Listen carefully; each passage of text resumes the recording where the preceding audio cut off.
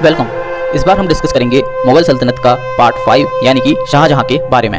ये जो आपको पिक्चर में मकबरा दिख रहा है जिसे हम ताजमहल के नाम से जानते हैं, ये असल में शाहजहां ने अपनी पसंदीदा बेगम मुमताज़ महल की याद में बनवाया था। और ये जो आप लेफ्ट हैंड साइड में छोटी पिक देख रहे हैं, ये कब्रें हैं शाहजहां और मुमताज़ महल की। शाहजहां की मृत्यु के बाद उनके बेटे औरंगज़ेब ने शाहजहां के शव को मुमताज़ महल के शव के बगल में ही ताजमहल के अंदर दफनाया था। So let's outline this. 1627 में जहांगीर की मृत्यु के बाद उसका तीसरा बेटा खुर्रम मुगल सल्तनत की बागडोर अपने हाथ में लेता है। शासक बनने के बाद शाहजहां लगातार कई आक्रमण करता है उत्तर पश्चिमी सीमा के राज्यों पर, जो कि पहले मुगल साम्राज्य में थे और बाद में बाहर हो गए, उनको वापस जीतने के लिए, जैसे कि कांधार।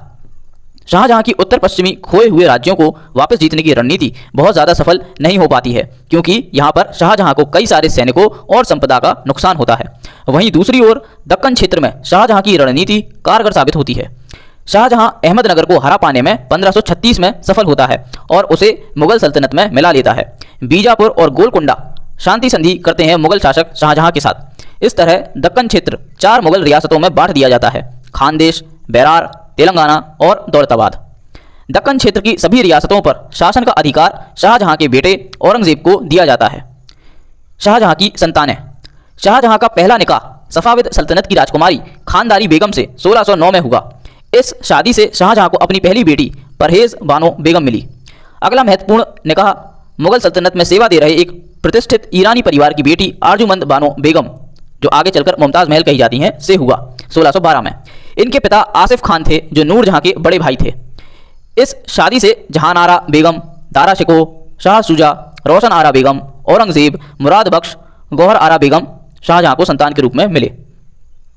शाहजहां के दौर में मुगल शासन।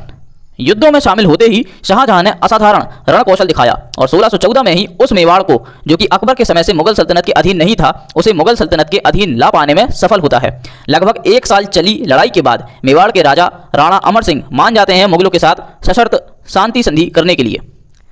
1617 में शाहजहां को दक्कन क्षेत्र पर हमले के लिए भेजा जाता है। यहाँ पर शाहजहां की रणनीति काम करती है और मुगलों का दक्कन क्षेत्र पर नियंत्रण हो जाता है। 1630-32 में भयंकर अकाल पड़ता है। इस दौरान करीबन 20 लाख लोगों की मृत्यु हो जाती है गुजरात, दक्कन और खानदेश में। इस स्थिति से निपटने के लिए शाहजहां अपनी सल्तनत में मुफ्त लंगर करवाता है। 1632 में शाहजहां ने दौलताबाद अपने कब्जे में लिया और अहमदनगर के शासक हुसैन शाह को बंदी बना लिया। 1635 में गोलकुंडा और 1636 में बीजापुर ने हार मानकर मुगलों के साथ शांति संधि स्थापित की। शाहजहां ने दक्कन क्षेत्रों के लिए शासन औरंगजेब के हाथों में दिया। यहाँ पर औरंगजेब ने 1656 में गोलकुंडा को जीता और 1657 में बीजापुर को जीत लिया। शाहजहां के शासन के दौर में सिखों के द्वारा विद्रोह 1628 में सामने आया। इसका नेतृत्व गुरु हरगोविंद ने किया। इस विद्रोह को दबाने के लिए शाहजहां ने लाहौर के गुरुद्वारे को ध्वस्त करने का आदेश दिया। इस विद्रोह में मुगल सेना की एक टुकड़ी को हराने के बाद गुरु गोविंद कश्मीर में शरण लेने के लिए चले गए और वहां 1644 में उनकी मृत्यु हुई। 1638 में शाहजहां की सेना ने कांधार को सफाविद सेना, जिसका नेतृत्व ईरान के अब्बास II कर रहे थे, मुगल क्षेत्र में ले लिया। हालांकि 1649 में सफाविद ने दोबारा कांधार अपने कब्जे में ले लिया। शाहजहां के दौर में मुगल सल्तनत का क्षेत्र उत्तर पश्चिमी सीमा पार के पार जाते हुए गजनी कांधार तक फैला। शाहजहां के दौर में मुगलों के ओटोमन साम्राज्य के साथ मित्रतापूर्ण संबंध रहे। 1631 में शाहजहां ने बंगाल में अपने गवर्नर कासिम खान को आदेश दिया कि पुर्तगालियों को हुगली बंदरगाह से बाहर खदेड़ा जाए। पुर्तगालियों के ऊपर आरोप था कि वे गलत ढंग से व्यापार करते हुए बाजार को हथिया रहे हैं, जिसकी वजह से मुगल नियंत्रण वाले बंदरगाह सप्तग्राम की महत्ता कम हो गई है। शाहजहां को पुर्तगालियों की मौजूदगी से हो रहे धर्म परिवर्तनों से भी गुस्सा था, क्योंकि पुर्तगाली क्रिश्चियन मिशनरी वहां पर खेतीहार गरीब लोगों को अगवा कर उनका धर्म परिवर्तन करा रहे थे। सितंबर 1632 में मुगल आदेश पर सेना बंडेल क्षेत्र को अपने कब्जे में ले लेती है और वहां मौजूद पुर्तगाली अफसरों को बंदी बना लेती है। शाहजहां के शासन में कोषा अध्यक्ष का पद शेख फरीद के पास था, जिसने फरीदाबाद शहर की स्थापना की। स्थापत्य कला में शाहजहां का योगदान। शाहजहां ने स्थापत्य कला में बड़ा योगदान दिया और कई ऐतिहासिक इमारतें मुगल इतिहास में यादगार के तौर पर दी। सबसे खास इमारत ताजमहल है, जो शाहजहां ने अपनी पसंदीदा बेगम मुमताज़ महल की याद में 1632 से 1648 के बीच में निर्माण कराया। ताजमहल को बनाने के लिए पूरी दुनिया से कारीगरों को बुलाया गया और इसे सफ़ेद संगमरमर से बनाया गया। इसकी वास्तुकला उस्ताद अहमद लाहौरी द्वारा रची गई।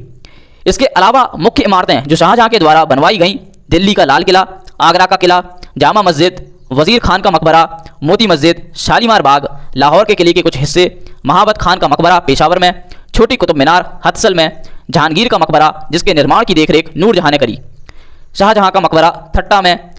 शाहजहां ने तख्त ए ताउस यानी मयूर सिंहासन का भी निर्माण करवाया। शाहजहां के समय सिक्के। शाहजहां के समय मुख्य तौर पर 3 तरह के सिक्के चलते थे।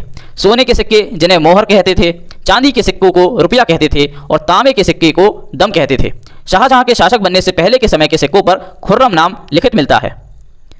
शाहजहां का आखिरी समय। 1657 के दौर में शाहजहां बीमार पड़ जाते हैं। इस स्थिति में उनके बड़े बेटे दारा शिकोह सांकेतिक शासक की तरह शासन संभालने लगते हैं। यह देखकर उनके बाकी भाइयों में ईर्ष्या पैदा होती है। शाहजहां की ऐसी स्थिति देखकर उनके सभी बेटों में अगला शासक बनने की होड़ शुरू हो जाती है। शाह सुजा बंगाल का गवर्नर था, मुराद बख्श गुजरात का गवर्नर था। यह दोनों अपने आप को स्वतंत्र शासक घोषित कर आगरा की ओर कूच कर देते हैं अपने हिस्से का वर्चस्व पाने के लिए। तीसरा बेटा औरंगजेब एक सशक्त सैनिकों की टुकड़ी इकट्ठी कर उसका सेनापति बन जाता है और आगरा की ओर कूच करता है। राजपूत राजाओं को मुगल सत्ता के लिए मचे इस द्वंद्व को शांत करने की जिम्मेदारी दारा शिकोह की तरफ से दी गई। आमेर के राजा जयसिंह को शाह सुजा को रोकने की जिम्मेदारी दी गई और मारवाड़ के राजा जसवंत सिंह को औरंगजेब को रोकने की जिम्मेदारी दी गई। जसवंत सिंह अपनी और मुगल सेना की टुकड़ी लेकर उज्जैन से 20 किलोमीटर दूर धर्मतपुर में अपना सैन्य अड्डा बनाते हैं। यहाँ पर जसवंत सिंह के पास मौका था औरंगजेब पर हमला करने का, पर महत्वाकांक्षावश उन्होंने मुराद बख्श की सेना को औरंगजेब की सेना से मिलने दिया ताकि वह दोनों को एक ही बार में हरा सकें। इस दी गई देरी के कारण औरंगजेब को समय मिला ताकि वह शाहजहां के द्वारा भेजे गए मुगल सेनापति कासिम खान को हरा सके। जसवंत सिंह अन्य राजाओं के साथ, जिनमें थे कोटा के मुकुंद सिंह हाड़ा, राजगढ़ अजमेर से दयाल दास झाला और अर्जुन गौर, रतलाम से राणा रतन सिंह राठौर, सबने मिलकर जसवंत सिंह के नेतृत्व में मुराद बख्श और औरंगजेब की संयुक्त सेना पर हमला किया, पर यह हमला विफल रहा और यह सभी बाल बाल बचकर निकले। इन सभी की संयुक्त सेना जो युद्ध से पहले 8000 की थी वह 600 पर सिमट जाती है। अंत में औरंगजेब की सेना जसवंत सिंह को भागने पर मजबूर कर देती है। युद्ध में मिली इस जीत की याद में औरंगजेब उस जगह का नाम फतेहाबाद रख देता है। इसके बाद दारा शिकोह की सेना का सामना मुराद बख्श और औरंगजेब की संयुक्त सेना से सामूगढ़ में होता है। युद्ध तब शुरू होता है जब दारा शिकोह की सेना की तरफ से गोले दागे जाते हैं औरंगजेब की सेना की ओर। दोनों ही पक्ष एक दूसरे पर तोपों से ताबड़तोड़ हमला करते हैं। बीच में आई बारिश के कारण गोलाबारी रोकनी पड़ती है, पर उसके बाद फिर से गोले बरसाना चालू हो जाता है। गोलों की बारिश से गुस्सा मुराद बख्श अपने लड़ाकों के साथ दारा शिकोह की सेना के दाएं हिस्से पर, जिसका नेतृत्व राव राजा छत्रसाल कर रहे थे, पर हमला कर देता है औरंगजेब के आदेश के बिना, क्योंकि इन दोनों की बीच गहरी दुश्मनी थी। मुराद बख्श और राजा राव के लड़ाके एक दूसरे को बुरी तरह तबाह कर देते हैं, परंतु इस स्थिति में भी दारा शिकोह के सेनापति खलीउल्लाह खान राजपूत राजा को मदद देने की वजह दारा शिकोह को बचाना ज्यादा जरूरी समझते हैं। राजपूतों और छत्रसाल को हारते देख दारा शिकोह की सेना की तरफ से रुस्तम खान दक्कानी औरंगजेब की सेना के तोपों की ओर पीछे से मुराद बख्श पर हमला करते हैं, परंतु औरंगजेब उन पर तोपों से हमला करवा देता है और रुस्तम खान दक्कानी की मृत्यु हो जाती है। मुराद बख्श तीर चलाकर दारा शिकोह की सेना के दूसरे मोर्चे के राजपूत राजा राम सिंह रौतेला को मार गिराता है।